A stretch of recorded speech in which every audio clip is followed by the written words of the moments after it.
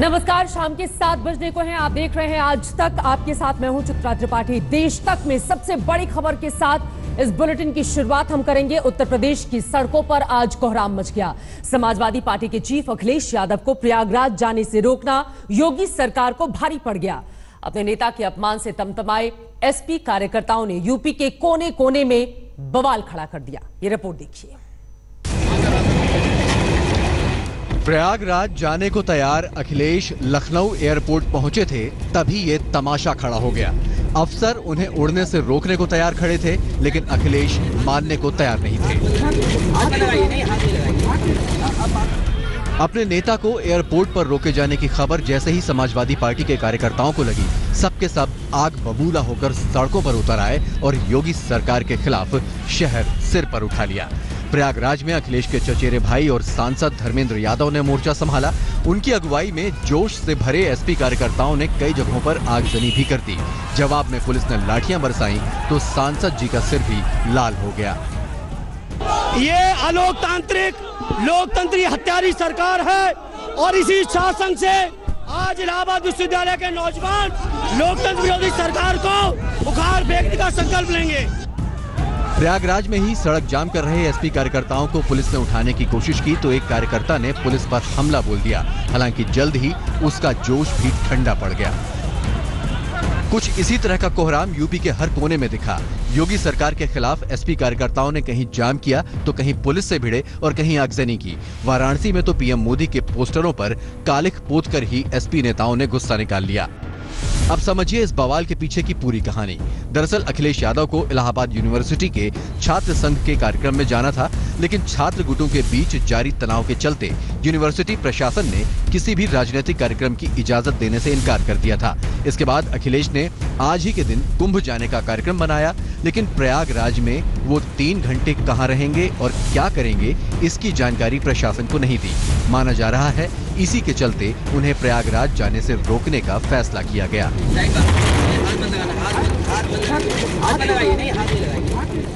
सदन में भी उनकी भाषा सुनी है हमारे माननीय सदस्यों ने। उनकी भाषा है ठोकने वाली। अगर कोई पसंद नहीं है तो उसका इनकाउंटर कर दो। ये भाषा और ये व्यवहार है सरकार का। अपनी अराजक और विध्वंसात्मक गतिविधियों के लिए कुख्यात समाजवादी पार्टी इसी अराजकता को आगे बढ़ाना चाहती है। इसलिए इलाहाबाद विश्वविद्यालय के अनुरोध पर सरकार ने ये कदम उठाए हैं। इस बवाल के बाद यूपी विधानसभा में भी हंगामा मचा तो अखिलेश के समर्थन में मायावती भी उतर आईं। ताजा तरीन ट्विटर अकाउंट के जरिए मायावती ने बीजेपी और मोदी सरकार पर हमला बोल दिया। क्या केंद्र और यूपी की बीजेपी सरकार एसपी बीएसपी गठबंधन से इस कदर डर गई है कि हमारी सियासी गतिविधियों को रोकने के लिए अलोकतांत्रिक जरिया अपना रही है? हम हर स्तर पर इसका विरोध करेंगे। उधर योगी और बीजेपी से खार खाए बैठी ममता बनर्जी ने भी ये मौका झट से लपक लिया। अगर योगी का राज में एक कॉलेज प्रोग्राम में एक लीडर जो यूपी का लीडर है, जो एक चीफ मिनिस्टर है, जाने नहीं सकता है तो सबको लिए रुकावट है। और रुकावट के लिए खेद है कि आज अगर ऐसा देश में परिस्थिति है, किसी को किधर में जाने का जाएगा भी नहीं है। This is the time when I do not know anybody is allowed to go to any state. This is most unfortunate. I condemn this. बहरहाल योगी सरकार ने कानून व्यवस्था के नाम पर अखिलेश को रोकने का जो फैसला लिया था वो चारों खाने चित साबित हुआ, क्योंकि बिना प्रयागराज गए ही अखिलेश ने वो कर दिया जो वो करना चाहते थे। दिल्ली से जितेंद्र बहादुर के साथ लखनऊ से नीलांशु शुक्ला, आज तक। यूपी की 80 लोकसभा सीटों का सवाल है, लिहाजा तस्वीरें आपने देखी। तकरीबन 55 दिन बाकी हैं लोकसभा चुनाव के लिए वोटिंग होने में। उधर भतीजे को रोकने पर दिल्ली में चाचा रामगोपाल यादव का पारा चढ़ गया। संसद परिसर में केंद्रीय मंत्री विजय गोयल के साथ उनकी जमकर नोकझोंक हुई।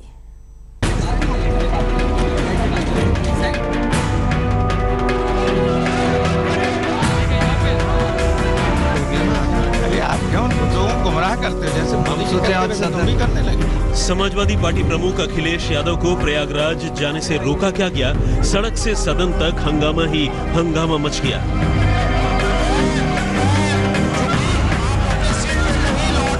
लखनऊ से दिल्ली तक संग्राम छिड़ने में देर नहीं लगी। विधानसभा के साथ साथ राज्यसभा में समाजवादी पार्टी ने बवाल खड़ा कर दिया। असली हंगामा तो राज्यसभा स्थगित होने के बाद संसद परिसर में भी हुआ। दो दिग्गज नेता सरेआम नोक झोंक पर उतर आए। एक हैं समाजवादी पार्टी के दिल्ली में सबसे बड़े चेहरे और अखिलेश के चाचा राम गोपाल यादव, तो दूसरे हैं केंद्रीय मंत्री और बीजेपी के दिग्गज नेता विजय गोयल। दोनों के हाव भाव से टकराव का आभास हो रहा था, लेकिन कैमरे पर जब आवाज कैद हुई तो पूरी नोक झोंक सामने आ गई। तो सॉल्व हो गया है। क्या सॉल्व हो गया है? वो तो हल हो गया ना। अरे आप क्यों लोगों को गुमराह करते हो? जैसे मोदी सोचे आज तुम भी करने लगे। सदन आज बिल्कुल सुचारू रूप से चल ही रहा था। हाँ। आपके वहाँ का जो मुख्यमंत्री मूर्खता कर रहा है, हाँ, तो उसका झेलना पड़ेगा ही। हुआ क्या? अच्छा, अगर हम कुंभ में जाएं तो हमें रोक लो? कैसे? आपका तो कुंभ पे अधिकार है। तो फिर वो वही तो जा रहा था प्रयागराज, तो हमारे साथ चलें, उनको क्यों चलें? आपको प्रोटेक्शन में हम जब चाहेंगे तो सब पुलिस को तोड़ मोड़ के चले जाएंगे। रुक जा, मेरा काम अभी। ये देश इस बहसबाजी के बाद राम गोपाल कैमरे पर खुलकर बोले।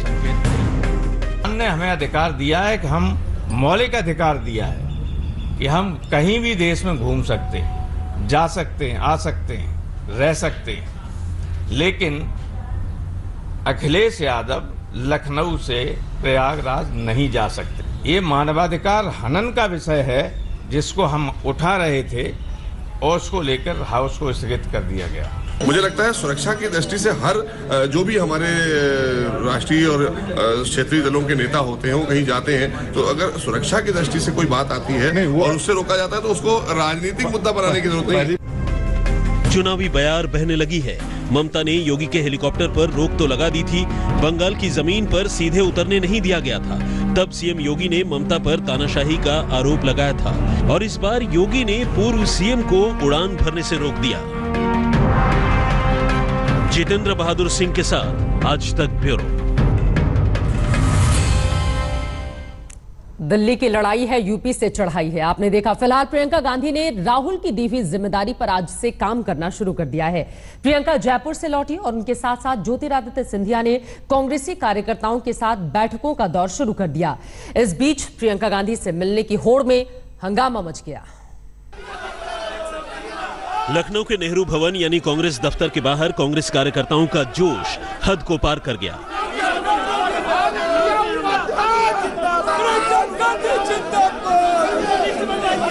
प्रियंका से मिलने की हसरत लिए कार्यकर्ताओं ने रोके जाने की शिकायत की और हंगामा खड़ा कर दिया।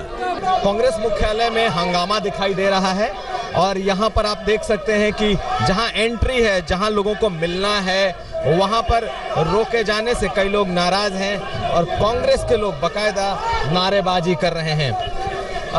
लगातार लोगों को फॉर्म के साथ अपने नाम और पते के डिटेल के साथ मिलना होता है और इसे लेकर के जो कार्यकर्ता हैं उसमें कहीं ना कहीं थोड़ा गुस्सा आया है। इससे पहले प्रियंका के लखनऊ दफ्तर में आते ही बाहर कांग्रेस का जमावड़ा लगने लगा था। लखनऊ के कांग्रेस कार्यालय में प्रियंका गांधी वाड्रा और ज्योतिरादित्य सिंधिया बैठकें ले रहे हैं और बैठकों का दौर शुरू हो गया है। यहाँ पे आप देखिए तो फर्स्ट फ्लोर पे प्रियंका गांधी वाड्रा सिंधिया के साथ चर्चा कर रही है, राज बब्बर भी है और लगातार जो है बैठकें होनी है। प्रियंका गांधी जयपुर से लखनऊ लौटी और अलग अलग लोकसभा क्षेत्र के कार्यकर्ताओं के साथ ताबड़तोड़ बैठक शुरू कर दी। सबसे पहले जितिन प्रसाद के लोकसभा क्षेत्र धौरहरा की बारी थी, जहां से वो चुनाव लड़ने वाले हैं। ये दिखा रहा है कांग्रेस की और खासतौर से राहुल जी और प्रियंका जी की मंशा कि जमीनी कार्यकर्ताओं से सीधा संवाद किया जाएगा। 4 दिन इस बिल्डिंग के अंदर लखनऊ में प्रियंका जी रहेंगी, जहां पर कांग्रेस की रणनीति, विचार विमर्श, आदान प्रदान, कार्यकर्ताओं की भावनाएं वो समझ के फिर मैदान में निकला जाएगा। प्रियंका के आने से कांग्रेस कार्यकर्ताओं का उत्साह कई गुना बढ़ गया। लखनऊ दफ्तर के बाहर उनका जमावड़ा लगा है। बालकनी पर प्रियंका के आते ही कार्यकर्ता उनके लिए नारे लगाने लगते हैं। प्रियंका को आवाज लगाई, प्रियंका आई तो बाहर। अरे इतनी खुशी हुई, 2 किलो खून बढ़ गया बेटी, देश मेरा बच गया, मुझे ताकत मिल गई बुढ़िया को। लोकसभा चुनाव के ठीक पहले यूपी में प्रियंका की एंट्री से हलचल मच गई है। राहुल गांधी ने माया अखिलेश के सम्मान की बात तो की, लेकिन यह भी साफ कर दिया कि कांग्रेस अपने दम पर चुनाव लड़ेगी। इस बीच बीजेपी की नजर भी प्रियंका गांधी पर है। प्रियंका के रोड शो पर उनके नेता तंज कसने से नहीं चूके। तो बीजेपी के लिए ये महत्वपूर्ण नहीं कौन कहां दौरा कर रहा है, कौन कहां रोड शो कर रहा है। हमारा तो मंडल स्तर का कार्यकर्ता भी निकल जाता है तो बहुत ज्यादा भीड़ हो जाती है। ऐसे हमलों का जवाब प्रियंका से मिलने की उम्मीद की जाती है। राहुल ने फ्रंट फुट पर खेलने का दावा किया है और वो बीजेपी पर हमले भी कर रहे हैं, लेकिन प्रियंका अब तक खामोश हैं और इस खामोशी के टूटने का इंतजार है। मौसमी सिंह के साथ कुमार विक्रांत, लखनऊ, आज तक। 2019 में अपने भाई राहुल गांधी को प्रियंका कितना फायदा पहुंचाती हैं, ये तो बड़ा सवाल है, लेकिन कम से कम कांग्रेस के यूपी नेताओं के अंदर गजब का उत्साह इस वक्त देखने को मिल रहा है प्रियंका गांधी को लेकर। फिलहाल प्रियंका गांधी की तुलना इंदिरा गांधी से करके कांग्रेस लोकसभा चुनाव में भले ही वोटरों को अपनी ओर खींचना चाहती हो, लेकिन ये बात अकाली दल को रास नहीं आ रही। बादल साहब, लोकसभा के चुनाव आ रहे हैं, कांग्रेस ने अपना ब्रह्मास्त्र जिसको कह रहे हैं दावा किया जा रहा है वो निकाला है। प्रियंका गांधी को लेकर आए हैं मैदान में। लखनऊ में मेगा रोड शो किया गया है, क्या इसका फर्क पड़ेगा? भाई प्रियंका पहले तो भी यहीं थी, कोई भी नहीं पहले भी, लेकिन वो एक्टिव पॉलिटिक्स में नहीं थी, ये कहा जाए। नहीं, एक्टिव में तो इससे भी ज्यादा थी, कुंजी तो वो उसके हाथ में थी। इंदिरा गांधी की छवि बताई जा रही है कि जैसा इंदिरा गांधी था हूबहू वही चेहरा है, वही सोच है। भाई जो बच्चे होते हैं चेहरा तो उनको होता है, पर मेरी बेनती है कि जो कुछ इंदिरा गांधी ने किया उसकी कॉपी ना करें। उन्होंने जो जुल्म जबर किया है कभी दुनिया में नहीं हुआ कि बेगना यहाँ धर्मस्थाना को भी हमला किया है टैंकों से और बेगना लोग कत्ल किए हैं। चलिए आगे बढ़ते हैं। राफेल पर राहुल गांधी ने प्रधानमंत्री मोदी के खिलाफ आज नया हमला बोला। सुबह 11:30 बजे राहुल गांधी एक ईमेल लेकर प्रेस कॉन्फ्रेंस करने आए। राफेल डील पर सीक्रेट ईमेल की कॉपी दिखाकर राहुल ने प्रधानमंत्री नरेंद्र मोदी पर ताबड़तोड़ हमले किए। नरेंद्र मोदी जी अनिल अंबानी के मिडलमैन का काम कर रहे हैं। राफेल डील में एक ईमेल लेकर आए राहुल गांधी ने पीएम मोदी को बिचौलिया तक बता दिया। राहुल ने दावा किया कि विदेश सचिव और HAL से पहले राफेल डील के बारे में अनिल अंबानी को पता था और वो फ्रांस के रक्षा मंत्री से डील कर रहे थे। जवाब में बीजेपी ने राहुल पर विदेशी कंपनियों के लिए काम करने का आरोप जड़ दिया। ये एक ईमेल है भाइयों और बहनों, युवाओं, जो एयरबस कंपनी के एक एग्जीक्यूटिव ने लिखी है। उसमें उन्होंने लिखा है कि फ्रांस के डिफेंस मिनिस्टर के ऑफिस में अनिल अंबानी जी गए थे, उनसे मीटिंग हुई और अनिल अंबानी ने उस मीटिंग में साफ बोला कि जब नरेंद्र मोदी जी आएंगे फ्रांस तो एक MOU साइन होगा जिसमें अनिल अंबानी का नाम होगा, मतलब राफेल डील। राहुल गांधी ये बताएं कि एयरबस का एक इंटरनल मेल उनको कहां से मिलता है, कौन सप्लाई कर रहा है उनको। राहुल गांधी विदेशी कंपनियों के लॉबिस्ट के रूप में काम कर रहे हैं जो राफेल से परेशान है। HAL को नहीं मालूम, मगर अनिल अंबानी को डील होने के 10 दिन पहले मालूम है कि डील होने वाली है। मतलब नरेंद्र मोदी जी अनिल अंबानी के मिडलमैन का काम कर रहे हैं। और मैं राहुल गांधी को विनम्रता से कहना चाहता हूं, ये वही ना कंपनी है जिसने तलवार जी के अकाउंट में कुछ पैसे डाले हैं, याद है ना आपको, जो पिछली बार यूपीए सरकार में प्लेन की खरीदी हुई। राहुल गांधी ने प्रधानमंत्री पर ऑफिशियल सीक्रेट एक्ट के तहत कार्रवाई करने की भी मांग की है। उन्होंने CAG पर सवाल खड़े किए और कहा कि इसका मतलब है चौकीदार auditor general report. So I wouldn't call it the Comptroller Auditor General, I call it the चौकीदार Auditor General report। इस पूरे मामले पर रिलायंस डिफेंस की सफाई सामने आई है। उसके मुताबिक राहुल गांधी जिस ईमेल को लेकर आए उसका राफेल से कोई लेना देना नहीं है। इसका संबंध एयरबस और रिलायंस डिफेंस के बीच मेक इन इंडिया के तहत सिविल और डिफेंस हेलीकॉप्टर प्रोग्राम से था। हिमांशु मिश्रा, दिल्ली, आज तक। राफेल में अपनी इस उड़ान से राहुल गांधी 2019 का चुनाव जीतना चाहते हैं, लेकिन उधर गांधी परिवार के दामाद रॉबर्ट वाड्रा से ईडी जयपुर में पूछताछ कर रही है। बीकानेर जमीन सौदे को लेकर उनके अलावा उनकी मां का भी ईडी के सवालों से सामना हुआ। बीकानेर में लाखों की जमीन को करोड़ों में बेचने के मामले में पूछताछ के लिए रॉबर्ट वाड्रा ईडी के दफ्तर पहुंचे। उनका साथ देने के लिए उनकी पत्नी प्रियंका बीती रात ही जयपुर पहुंच गई थी। वो उन्हें ईडी के दफ्तर तक छोड़ने आई। दोपहर तक चली पूछताछ के बाद वाड्रा को लंच ब्रेक दिया गया और करीब 1 घंटे बाद वो फिर से पूछताछ के लिए लौटे। क्या है बीकानेर जमीन मामला?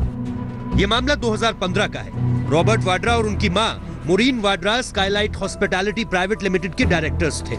ये कंपनी बीकानेर जमीन सौदे में शामिल है। कंपनी ने 72 लाख रुपए में 69.55 हेक्टेयर जमीन खरीदी और इसे एलेग्नी फिनलेज प्राइवेट लिमिटेड को 5 करोड़ 15 लाख में बेच दिया। जो सवाल किए गए हैं कि स्काईलाइट हॉस्पिटल की जो जमीन खरीदी थी वो जयप्रकाश बांगड़वा के से खरीदी थी, तो किस सोर्स से खरीदी थी, कितने चेक दिए थे, वो चेक कहां से आए थे, किसके नाम थे और कितने नगद के भुगतान हुए थे। इस मामले में उनके साथ ही उनकी मां मोरीन वाड्रा से भी पूछताछ हुई। 75 साल की मोरीन उस कंपनी की डायरेक्टर थी जिसने जमीन खरीदी थी। सूत्रों की माने तो मोरीन ने बताया कि उन्हें स्काईलाइट हॉस्पिटैलिटी नाम की कंपनी के कामकाज की कोई जानकारी नहीं थी। साथ ही बीकानेर जमीन सौदे के बारे में भी उन्हें कुछ भी मालूम नहीं था। करीब 1.5 घंटे की पूछताछ के बाद उन्हें जाने दिया गया। अपनी मां से पूछताछ को लेकर रॉबर्ट भावुक हो गए और फेसबुक पोस्ट में लिखा, एक वरिष्ठ नागरिक को उत्पीड़ित करने के इस प्रतिशोधी सरकार के ओछे कदम को समझ नहीं पा रहा। मुनीश पांडे के साथ शरद कुमार, जयपुर, आज तक। और 5 दिनों से जारी गुर्जर आंदोलन पर इस वक्त की बड़ी खबर आपको दे दें। कल गहलोत सरकार विधानसभा में आरक्षण का प्रस्ताव लाने की तैयारी में है। आपको बता दें, कल ही बीते दिनों हमने इसी बुलेटिन में आपको दिखाया था कि किस तरह से जो गेंद है आरक्षण का वो मोदी सरकार के पाले में डालने की कोशिश गहलोत सरकार की ओर से की जा रही है। लेकिन चूंकि लोकसभा की 25 सीटों का सवाल है और इसी वजह से अब इस मामले में झुकती हुई गहलोत सरकार दिखाई दे रही है। कल इस पर बिल लाया जा सकता है। गुर्जर आरक्षण पर बिल लाने की तैयारी में है कांग्रेस की सरकार। शरद कुमार हमारे संवाददाता इस वक्त जुड़ चुके हैं ज्यादा जानकारी के साथ। शरद, तो अब अपनी ही गेंद के साथ विधानसभा में आरक्षण पर प्रस्ताव लाने की तैयारी में है गहलोत, और क्या जानकारी मिल रही है? देखिए, लाखों लोगों के लिए ये राहत भरी खबर है क्योंकि करीब राजस्थान के सारे हाईवे बंद हैं, मुंबई दिल्ली रूट बंद है। ऐसे में एक खबर आई है, आज कैबिनेट की मीटिंग करीब 2 घंटे चली, उसके बाद खबर आई है कि कल बिल आएगी विधानसभा में और उस बिल को इस बार केंद्र सरकार को भेजा जाएगा कि सवर्ण आरक्षण की तरह इसे भी पार्लियामेंट से पारित कराए। और माना जा रहा है कि इसके बाद गुर्जर आरक्षण खत्म हो सकता है। लेकिन सबसे बड़ी बात है कि अशोक गहलोत ने बड़ी चाल चली है। एक तो 14 फरवरी को राहुल गांधी की रैली थी, उससे पहले इस एजिटेशन को खत्म करना था। दूसरा, ये माना जा रहा था कि सचिन पायलट के सीएम नहीं बनने से इस बार गुर्जर नाराज हैं और लोकसभा चुनाव में वोट नहीं दे सकते हैं, तो एक ये पहल करते हैं तो वो जो नाराजगी थी गुर्जरों की वो दूर हो सकती है। तीसरा, सचिन पायलट के बराबर कद अगर गुर्जरों को आरक्षण देने का इस तरह से प्रस्ताव पारित होता है तो कर्नल फिरोज सिंह बैसला का भी खड़ा हो सकता है। तो राजनीतिक रूप से अशोक गहलोत की एक बड़ी चाल मानी जा रही है। लेकिन राजस्थान के लोगों को बड़ी राहत होगी अगर ये आंदोलन खत्म होता है, क्योंकि जगह जगह हाईवे। शुक्रिया शरद कुमार इस पूरी जानकारी के लिए। लेकिन इस आरक्षण की राह में बहुत रोड़े हैं, उससे कैसे निपटते हैं अशोक गहलोत, ये देखना दिलचस्प रहेगा। आगे बढ़ते हुए एक और बड़ी खबर आपको देते हैं। सीबीआई के पूर्व अंतरिम निदेशक नागेश्वर राव को आज दिन भर सुप्रीम कोर्ट में चीफ जस्टिस की कोर्ट में वक्त गुजारना पड़ा है। अवमानना के मामले में कोर्ट ने उन्हें सजा के तौर पर बिठा कर रखा। न माफीनामा काम आया, न दबाव में काम करने की दलील, न करियर खराब हो जाने की गुहार। सीबीआई के पूर्व अंतरिम निदेशक एम नागेश्वर राव को सुप्रीम कोर्ट ने अवमानना का दोषी मानकर सजा सुनाई थी। चीफ जस्टिस रंजन गोगोई की अगुवाई वाले 3 जजों की बेंच ने नागेश्वर राव को शाम तक कोर्ट रूम में बैठे रहने की सजा का ऐलान किया। साथ ही 1 लाख रुपए का जुर्माना भी ठोक दिया। अटॉर्नी जनरल के वेणुगोपाल ने नागेश्वर राव के बचाव में कहा कि सजा सुनाए जाने से नागेश्वर राव का करियर खराब हो सकता है। वो 32 साल से काम कर रहे हैं। इस पर जस्टिस गोगोई ने कहा कि नागेश्वर राव ने अवमानना की है, इससे नागेश्वर राव के करियर पर असर पड़ेगा। अगर उनकी माफी कबूल कर सजा ना दी गई तो भी असर पड़ेगा। कोर्ट ने एक बार नागेश्वर राव से सीधी बात करते हुए ये भी कहा कि क्यों ना आपको कंटेम्प्ट का दोषी माना जाए और हम आपको 30 दिन जेल भेजने की सजा भी दे सकते हैं। लेकिन ऑर्डर लिखाते समय कोर्ट ने उनको 1 लाख रुपए का जुर्माना और दिन भर जब तक कोर्ट चलेगी तब तक उन्हें कोर्ट के कोने में बैठने की सजा सुनाई है। नागेश्वर राव पर कोर्ट का चाबुक मुजफ्फरपुर शेल्टर होम कांड के मामले में चला। कोर्ट का आदेश था कि सीबीआई के जांच अधिकारी अरुण कुमार शर्मा का ट्रांसफर बिना कोर्ट की अनुमति के नहीं होगा, लेकिन इसके बावजूद अंतरिम निदेशक की हैसियत से नागेश्वर राव ने तबादला आदेश जारी कर दिया था। कांग्रेस कह रही है कि नागेश्वर राव पीएम के इशारे पर काम कर रहे थे, लिहाजा सजा भी उन्हीं को मिली। नागेश्वर राव किसके इशारे पर काम कर रहे थे? प्रधानमंत्री मोदी के। असली जुर्माना मोदी जी पर लगना चाहिए, ना कि नागेश्वर राव पर। सच्चाई ये है, हमें उम्मीद है कि आदरणीय मुख्य न्यायाधीश जी पर्दे के पीछे की इस सच्चाई को जरूर देखेंगे। नागेश्वर राव पहली बार तब सुर्खियों में आए थे जब 23 अक्टूबर को तत्कालीन सीबीआई चीफ आलोक वर्मा को छुट्टी पर भेजे जाने के बाद उन्होंने आधी रात को दफ्तर में पहुंचकर अंतरिम निदेशक का चार्ज लिया था। दिल्ली से संजय शर्मा के साथ आज तक ब्यूरो। वैसे आपको बता दें, मजेदार बात यह रही कि दोपहर करीब 3:30 बजे कोर्ट की कार्रवाई के दौरान एजी के वेणुगोपाल फिर से चीफ जस्टिस के पास गए और कहा कि दोनों सीबीआई अफसरों ने सजा भुगत ली है, लिहाजा इन्हें जाने की इजाजत दे दी जाए। इस पर सीजीआई भड़क उठे, बिगड़ गए और कहा कि इन्हें कोर्ट उठने तक यहां रहने की सजा दी गई है। क्या आप चाहते हैं कि इनकी सजा कल कोर्ट उठने तक बढ़ा दी जाए? कोर्ट के सख्त रुख के बाद नागेश्वर राव और दूसरे सीबीआई अफसर चुपचाप अपनी सीट पर आकर बैठ गए।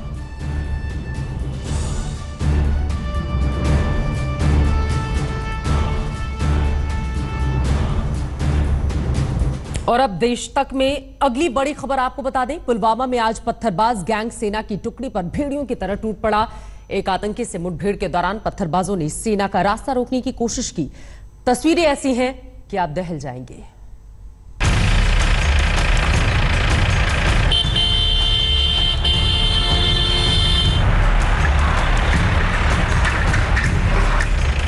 सीरिया, इराक, अफगानिस्तान, दहशत और अराजकता में घिरे दुनिया के इन इलाकों की कोई भी तस्वीर इतनी खौफनाक और सहमा देने वाली नहीं होगी जितनी हमारे अपने कश्मीर की ये तस्वीर है। आगे आगे सेना की बख्तरबंद गाड़ियां और पीछे पत्थरबाजों का ये झुंड। सेना के काफिले पर गोलियों की तरह पत्थर बरसाते ये उपद्रवी उन आतंकवादियों की ढाल बने हुए हैं जो इनके अपनों का खून बहाते हैं। लेकिन पाकिस्तान परस्ती और दिमाग में घुले जहर का असर कुछ ऐसा है कि इंसानों का ये झुंड भेड़ियों में तब्दील हो गया है।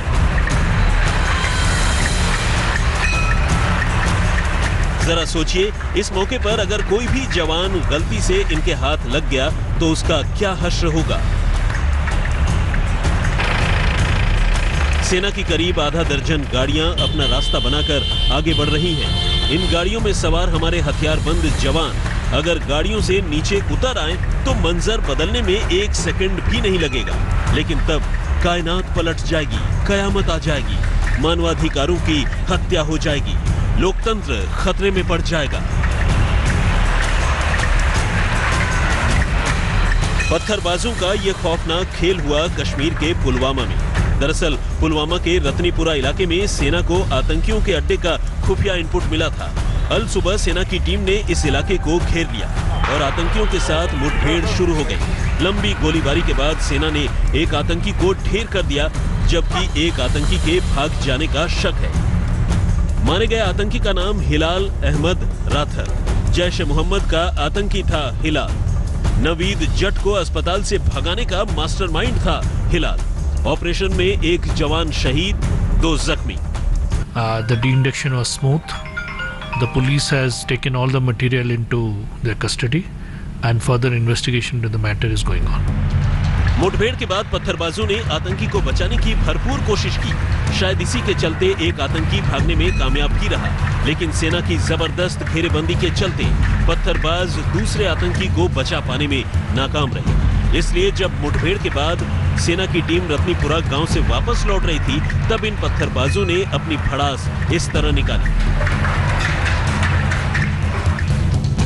ये तस्वीरें आपको अच्छी तरह याद होगी, जब पत्थरबाजों से बचने के लिए मेजर लितुल गोगोई ने एक पत्थरबाज को सेना की जीप से बांधकर अपना काफिला सुरक्षित निकाल लिया था। तब मुफ्ती से लेकर अब्दुल्ला तक मानवाधिकारों और सेना की ज्यादती के नाम पर जार जार रोए थे। लेकिन खूनी भेड़ियों जैसे पत्थरबाजों के झुंड की इन खौफनाक तस्वीरों पर मुफ्ती भी खामोश हैं, अब्दुल्ला भी मौन है। अशरफ वानी के साथ शुजाउल हक, श्रीनगर, आज तक। दिल्ली के एक होटल में आग लगने से 17 लोगों की दर्दनाक मौत हो गई। अपनी जान बचाने के लिए लोग किस तरह से खिड़कियों से कूदे, वो तस्वीरें आप देखेंगे तो दहल जाएंगे। जब देश की राजधानी सूरज उगने का इंतजार कर रही थी, तब करोल बाग के इस होटल के अंदर चीख पुकार मची हुई थी। लोग आग में झुलस रहे थे, तड़प रहे थे, मदद के लिए लोग चिल्ला रहे थे। यहाँ तक कि आग से बचने के लिए चौथी मंजिल से छलांग लगा रहे थे।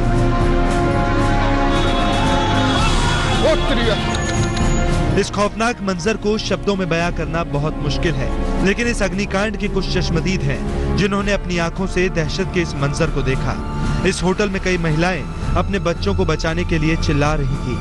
एक औरत को मैं ऊपर, ये जो सेकंड वाला फ्लोर है, इस पे से मैं उतार के खुद लेके आया, शीशा तोड़वा के, पिलो लगवा के, और उसको पलट के नीचे उतारवा के लेके आया। इस होटल के पास रहने वाले लोग भी अपने घरों से निकल गए। उन्होंने होटल को आग की लपटों में घिरा देखा। वो देखकर हैरान थे कि आखिर किस तरह कुछ लोग होटल की ऊपरी मंजिल से नीचे कूद गए। अग्निकांड की एक एक तस्वीर हैरान करने वाली है। चश्मदीदों के मुताबिक सिर्फ चीख पुकार मची हुई थी। करोल बाग में पिछले कई सालों में ऐसी डरावनी सुबह कभी नहीं हुई। इस होटल के अंदर का हाल देखिए, सब कुछ जलकर खाक हो चुका है।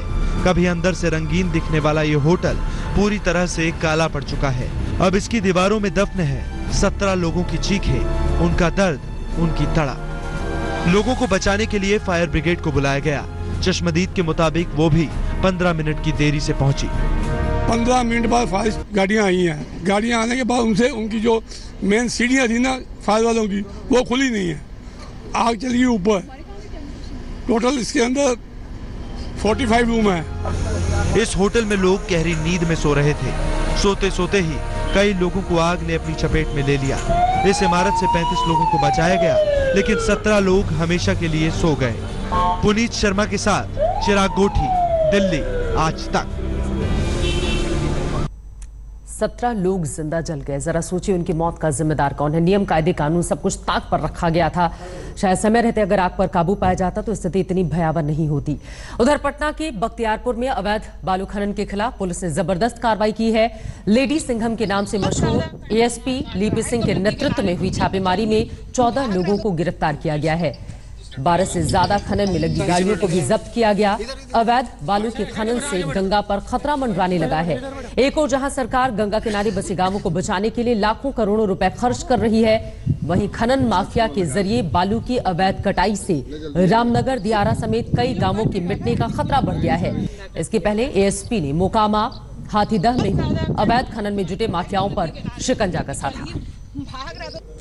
यहाँ पर सूचना मिली थी कि सुंदरपुर में जो है अवैध रूप से बहुत ज़्यादा, जैसे जितना परमिटेड खोदने का है उससे ज़्यादा कटाव चल रहा है। यहाँ पे आने पर एक पोकलेन चलती अवस्था में, एक जेसीबी, 7 ट्रैक्टर, 2 हाईवा और 14 लोग अरेस्ट किए गए हैं, जिसमें से एक मुंशी भी है। उधर मध्य प्रदेश के चित्रकूट से दिल दहला देने वाली तस्वीरें सामने आई हैं। बंदूक की नोक पर किडनैपिंग की तस्वीर आप देखिए। एक बस में कारोबारी के 2 बच्चे सफर कर रहे थे, तभी नकाबपोश बदमाश बस में सवार हो गए। किडनैपिंग की ये तस्वीरें सीसीटीवी कैमरे में कैद हो गई हैं। ये बच्चे तेल कारोबारी के थे। बंदूक की नोक पर किडनैपिंग की गई है। चित्रकूट की ये तस्वीरें। मध्य प्रदेश की पुलिस फिलहाल पूरे मामले की जांच कर रही है। आपको बता दें, तेल कारोबारी के ये बच्चे बताए जा रहे हैं। नकाबपोश बदमाशों ने इसे अंजाम दिया है। तस्वीरें आपके सामने हैं, किस तरह से उन बच्चों को लेकर ये जाते हुए बंदूक की नोक पर मामला।